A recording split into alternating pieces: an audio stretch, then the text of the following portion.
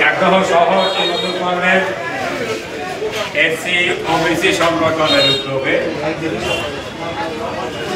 বাবা সাহেব ডক্টর ভীমরাও আম্বেদকর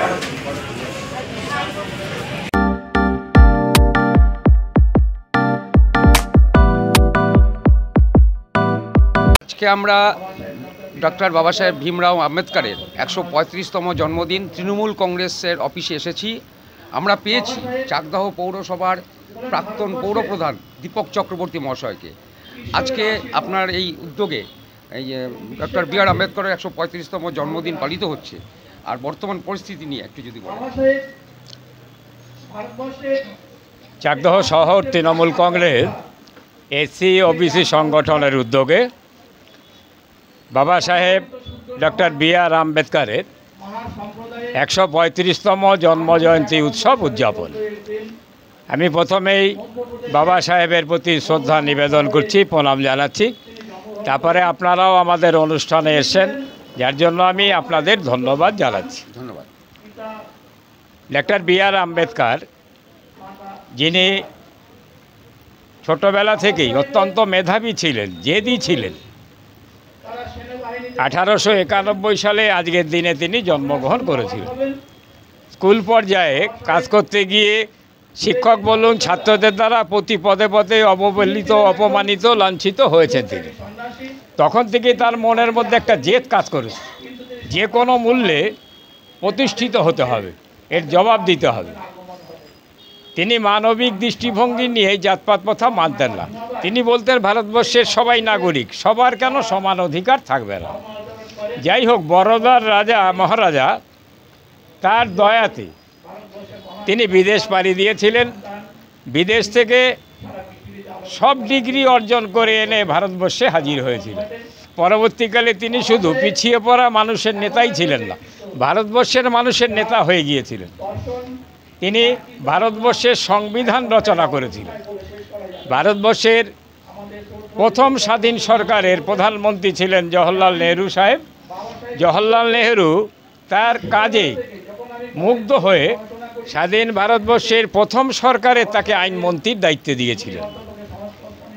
তিনি সমাজে অস্পৃশ্যতা দূর করবার জন্য, সবার সমান স্বাধীনতা, সমান অধিকারের লড়াই চালিয়ে গেছেন, যার জন্য আজকে সমাজের পিছিয়ে পড়া মানুষগুলো এখন মাথা তুলে কথা বলতে পারে।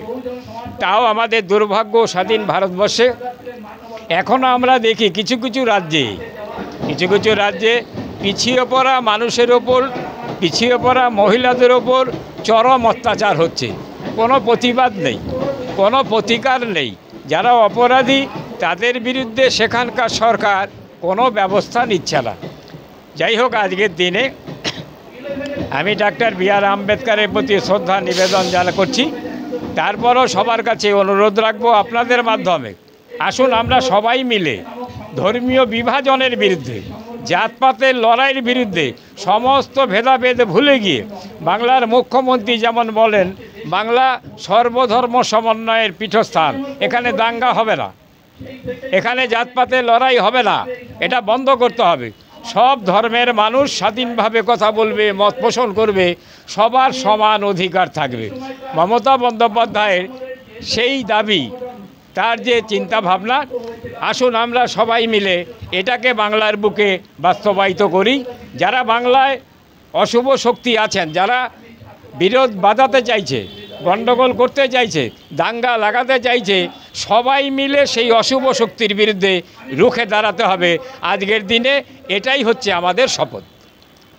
ধন্যবাদ আপনাকে। আপনারা শুনলেন মাননীয় দীপক চক্রবর্তী মহাশয় অল্প সময়ের মধ্যে সমস্ত বিষয়টাই তুলে ধরলেন। আজকে ডক্টর বি আর আম্বেদকরের জন্মদিনের যে প্রাসঙ্গিকতা এবং বর্তমান পরিস্থিতি উনি বললেন। এখানে উপস্থিত আছেন স্বপন হালদার, উনি শহরের এই ওবিসি সেলের সভাপতি। আপনি বলুন আজকের দিনের তাৎপর্য। দেখুন, আমরা চাকদহ শহর তৃণমূল কংগ্রেস এসসি ওবিসি সংগঠনের তরফ থেকে বাবা সাহেব ডক্টর বি আর আম্বেদকরের ১৩৫তম জন্মদিবস পালন করছি। আমরা আজকে যে লোকটা ছোটোবেলা থেকে লড়াই করে সে বড় হয়েছিলেন এবং শিক্ষা লাভ করে দেশের সংবিধান রচনা করেছিলেন দায়িত্ব নিয়ে। আজকে তখন সে চিন্তা করেছিলেন একটা জিনিস, যে সমাজের এবং ভারতবর্ষের যদি উন্নয়ন করতে হয় তাহলে পিছিয়ে পড়া যে অর্থনৈতিক এবং শিক্ষার দিক দিয়ে যারা পিছিয়ে আছে তাদেরকে অগ্রাধিকার দিতে হবে। তাদেরকে যদি অগ্রাধিকার না দেয়, এই সার্বিক যদি অর্থনৈতিক এবং শিক্ষার উন্নয়ন যদি ভারতবর্ষের কোণে কোণে না পৌঁছানো যায় তাহলে ভারতবর্ষের উন্নয়ন স্তব্ধ হয়ে যাবে। আজকে সেই লোকটা সেই সময় দাঁড়িয়ে তার চিন্তা ভাবনা যে কতটা ভারত দরদি ছিলেন, শুধু পিছিয়ে পড়া বর্গের লোকের নয়, সারা ভারতবর্ষের কথা চিন্তা করেছেন এবং সেই সময় দাঁড়িয়ে সমাজের সব শ্রেণীর কথা চিন্তা করেছেন এবং সে এইভাবে উন্নয়নের মাধ্যমে, যার জন্যে তিনি পিছিয়ে পড়া যে বর্গের শ্রেণীর লোক ছিলেন তাদের একটা তালিকা করেছেন। তালিকা মানে শিডিউল্ড, আর জাতিগত মানে ভাবে তালিকা করেছেন, শিডিউল্ড কাস্ট, শিডিউল্ড ট্রাইব এবং ওবিসি, যাতে ইনারা সুযোগ সুবিধার মাধ্যমে শিক্ষা এবং অর্থনৈতিকভাবে উন্নয়ন হতে পারে এবং সার্বিকভাবে ভারতবর্ষ আজকে উন্নয়নের দিকে যাচ্ছে তারই দেখানো পথে। আজকে মমতা ব্যানার্জি, আমাদের সৌভাগ্য যে মমতা ব্যানার্জির মতো একজন নেত্রী আছেন যেখানে জাতপাতের বা দাঙ্গার বিষয় বা ধর্মীয় বিভাজন রুখে দিচ্ছেন। আপনি অন্যান্য যেখানে ধরুন মমতা ব্যানার্জির মতো নেতা নেই বা অন্যান্য বহু জায়গা আমি দেখেছি, সেখানে এখনও পর্যন্ত পিছিয়ে পড়া শ্রেণীর এই এসসি এসটিদের খুব ঘৃণার চোখে দেখা হয় এবং তাদেরকে এখনও অনেক রকম কাজ থেকে বঞ্চিত করা হয়। যেমন আমি বলছি, রাম মন্দিরে আমাদের যে রাষ্ট্রপতি সে পর্যন্ত সেই জায়গায় মানে স্থান পাননি। সম্প্রতি কানাইয়া কুমার বিহারের একটি মন্দিরে গেছিলেন, তারপরে সেখানে জল দিয়ে, গঙ্গার জল দিয়ে ধোয়া হয়েছে। ব্যাপার কি বলছি, যে আজকে এই যে যারা সেন্ট্রাল গভর্নমেন্টে আছেন তারা মুখে অনেক কিছু বলছেন, কিন্তু তারা যে উগ্র ব্রাহ্মণ্যবাদ, ব্রাহ্মণ মানে সকলে বাজে নয়, উগ্র ব্রাহ্মণ্যবাদটাকেই প্রাধান্য দেয়, তার সঙ্গে ভোটের রাজনীতির জন্য পিছিয়ে পড়া যে শ্রেণী আছেন তাদেরকে নিয়ে চলছেন, এটা তারই একটা উদাহরণ। এবং আমাদের এই যে ঠাকুরনগর থেকে যে এমপি গেছিলেন তারও তো মাটি নেননি। তা আসলে কিন্তু এরা পিছিয়ে পড়া লোকের কখনো নেতা নয়, এরা ভোটের রাজনীতির সাথে ভোট মানে কোকিলের মতো আর কি, সকলের সঙ্গে মেলামেশা করছে যাতে ইয়ে করা যায়। আর উগ্র হিন্দুত্ববাদ এরা প্রচার করছেন, যেটা হচ্ছে দেখুন এমন একটা অবস্থা, এই দেশে আমাদের বাবা ভোলেনাথ নেই, রাধা গোবিন্দ নেই, গৌরাঙ্গ মহাপ্রভু নেই, শুধুমাত্র আছে রাম। এবং দেখবেন আমাদের অন্যান্য স্টেটের যে নিয়ম নীতিগুলো সেগুলো আমাদের রাজ্যের যে আগ্রাসন হচ্ছে, হ্যাঁ মানে তারা যেন ওখানকার সেটা নিয়ে এসে এখানে মানে ইয়ে করছে। মানে সেই বলতে গেলে মানে কী বলুন তো, সেই লোকহিত একটা গল্প ছিল, সেই লোকহিতে রবীন্দ্রনাথ লিখেছিলেন যে নাটক যখন হতো মাইক ছাড়া হতো আগেকার দিনে, তো তখন দেখা যেত যারা সামনে থাকতেন তারা ওই গলার স্বরটা শুনতে পেতেন, আর দূরে যারা থাকতেন তারা হাত পা নাড়া দেখে তারা আর কি হাততালি দিতেন এবং ই করতেন। তো আজকে আমাদের যারা ধর্মীয় বিভাজন করছে তাদের অবস্থা সেই, যার জন্য বিহার বা ইউপি বা অন্যান্য স্টেটের যে অবলম্বনগুলো তারা নিয়ে এসে দেখবেন সেজে গুজে অভিনয় করছে। তা এগুলো যাতে আগামী দিনে এই ধর্ম বিভাজন থেকে আমরা উঠে আসতে পারি এবং বাবা সাহেবের আম্বেদকরের রাস্তায় আমরা চলতে পারি, এই বলে আমি আমার বক্তব্য শুনলেন। উনি পুরোটাই বললেন। দেখতে থাকুন সকলের সাথে সমাজের মাঝে অক্ষয় প্রতুল অকপট আছে।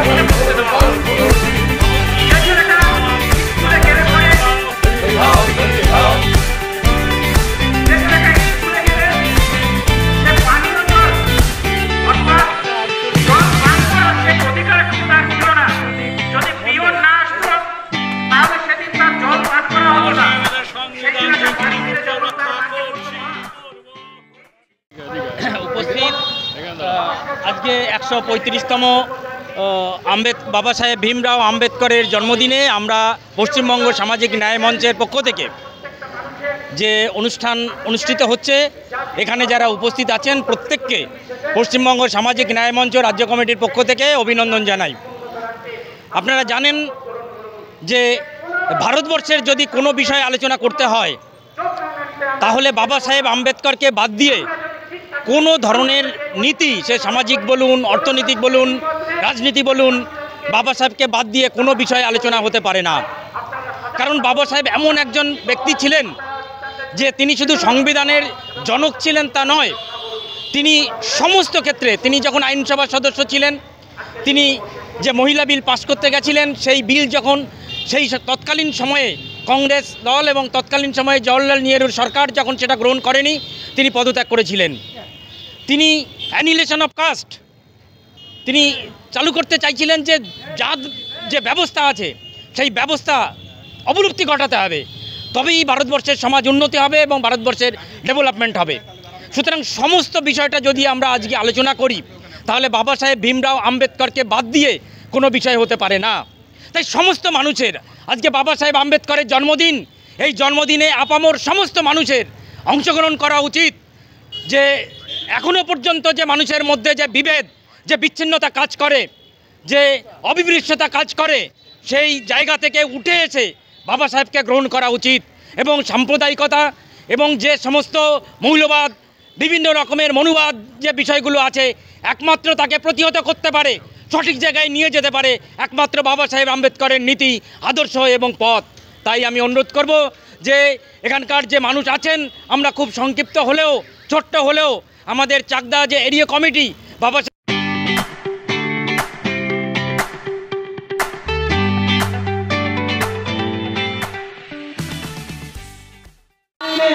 নাগরিকত্ব প্রদান করার কথা বলা হয়নি।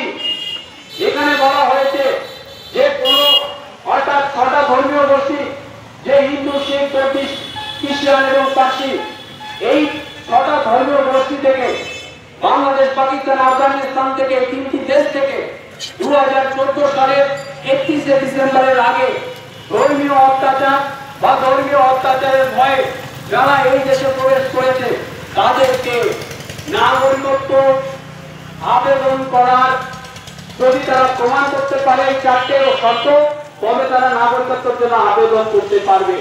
নাগরিকত্ব দেওয়া হবে কি হবে না, এটা তো অনেক দূরের বিষয়। অক্ষয় প্রতুল অকপট আছে। আজ ডাক্তার ভীমরাও আম্বেদকরের 135তম জন্মদিন, সেই বিষয়ে বিশেষভাবে আলোকপাত করবেন শিক্ষক অয়ন হালদার। আজকে আমরা সামাজিক ন্যায় মঞ্চের পক্ষ থেকে ডক্টর বি.আর. আম্বেদকরের জন্মবার্ষিকী পালন করছি। বাবা সাহেব সম্পর্কে আমরা এই মুহূর্তে প্রত্যেকেই সচেতন হব, এই দাবি আমরা এখান থেকে জানাচ্ছি। কেন জানাচ্ছি? কারণ আমরা দেখতে পাচ্ছি যে রাষ্ট্রীয় কাঠামো আমাদেরকে এক অসাম্যের দিকে ঠেলে দিচ্ছে। দিন দিন যত আমরা দেখতে পাচ্ছি যে রাষ্ট্রশক্তি এখানে তার থাবা বসাচ্ছে, তত সামাজিক অসাম্য, জাতপাত এবং এগুলোই বিভেদের বাতাবরণ একটা তৈরি হচ্ছে। তার বিরুদ্ধেই কিন্তু আমরা এখন সবাই একসঙ্গে পথে নেমেছি। বাবা সাহেব আম্বেদকর সম্পর্কে বলতে গেলে আমাদের প্রথমেই বলতে হবে যে তিনি কয়েকটি বিল প্রণয়নে মুখ্য ভূমিকা পালন করেছিলেন। তার মধ্যে প্রথমত হচ্ছে হিন্দু কোড বিল, এবং তার সঙ্গে আছেন যখন তিনি শ্রমমন্ত্রী হয়েছেন তখন তিনি শ্রমিকদের স্বার্থে বিল নিয়ে এসেছিলেন। হিন্দু কোড বিলে নারীদের যে সম্মান তা রক্ষায় তিনি নারীদের যে সম্মান তা প্রতিষ্ঠা করবার জন্য তিনি সম্যকভাবে প্রচেষ্টা করেছিলেন। নারীদের সম্মান বলতে আমরা কি বলতে চাই? নারীদের সম্মান বলতে চাই যে ম্যারেজ অ্যাক্ট, যে পিতৃতান্ত্রিক যে বন্দোবস্ত তার বিরুদ্ধে এক ব্যবস্থা, বাবার সম্পত্তি কন্যা পাবে তার বন্দোবস্ত করা, বহু বিবাহ রোধ করা, এবং তার সঙ্গে হচ্ছে যে নারীর সম্মান রক্ষা করা। এইগুলোই হচ্ছে হিন্দু কোড বিল, যার মুখ্য প্রণেতা ছিলেন বাবা সাহেব ভীমরাও রামজি আম্বেদকর। তার সঙ্গে শ্রমিকদের স্বার্থে তিনি যে বিল নিয়ে এসেছিলেন, যেমন ধরুন শ্রমিকদের সপ্তাহে 48 ঘন্টা কাজ, তাদের যে সবেতন ছুটির বন্দোবস্ত, তার সঙ্গে শ্রমিকদের যে মহিলা শ্রমিকদের যে এই মাতৃত্বকালীন ছুটি, এর যে বন্দোবস্ত, এগুলো কিন্তু বাবা সাহেব আম্বেদকরের অবদান। এই দুটো ক্ষেত্র থেকে আমরা দেখতে পাচ্ছি যে শ্রমজীবী মানুষ, যারা সর্বহারা মানুষ, তাদের স্বার্থ রক্ষার জন্য বাবা সাহেব আম্বেদকর হচ্ছেন সেই ব্যক্তি, সেই প্রণম্য ব্যক্তি, যিনি আজীবন লড়াই করে গেছেন। তিনি কিছু বই লিখেছিলেন, যেমন ধরুন বুদ্ধ আর মার্কস, তার লেখা আমরা জানি অ্যানাইহিলেশন অফ কাস্ট। এগুলোতে তিনি যে বর্ণ ব্যবস্থা, এই যে ব্রাহ্মণ্যবাদী ব্যবস্থা আজকে থাবা বসাচ্ছে, আজকে ভারতবর্ষে যে ব্রাহ্মণ্যবাদী বন্দোবস্ত ভারতবর্ষকে দুটো ভাগে ভাগ করছে। একটা হচ্ছে যে যারা কর্পোরেটের যে পুঁজি, সেই পুঁজির দাক্ষিণ্যে যারা ধীরে ধীরে বেড়ে উঠবেন এক অংশ, আরেক অংশ হচ্ছে যারা সেই পুঁজির দাসত্বের বাইরে থাকবে, সেই বৃহৎ একটা অংশ। এই দুটো ভাগে ভারতবর্ষ ভাগ হচ্ছে, এবং এই ভাগের বিরুদ্ধেই কথা বলেছিলেন ডক্টর বি.আর. আম্বেদকর। অসংখ্য ধন্যবাদ শিক্ষক অয়ন হালদার মহাশয়কে, উনি বিস্তারিত বললেন। দেখতে থাকুন সকলের সাথে সমাজের মাঝে অক্ষয় প্রতুল অকপট আছে। দেখিয়ে কেটে দাও।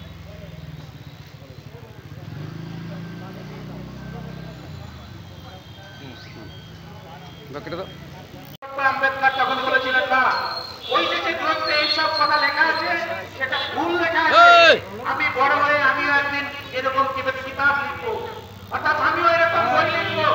সেই বইয়ে এই যে মানুষের যে ভেদাভেদ, এই সে ভেদাভেদ থাকবে না। মানুষের যে প্রত্যেকটা মানুষের যে মানবিক অধিকার থেকে এই যারা এইসব কিতাব সেখানে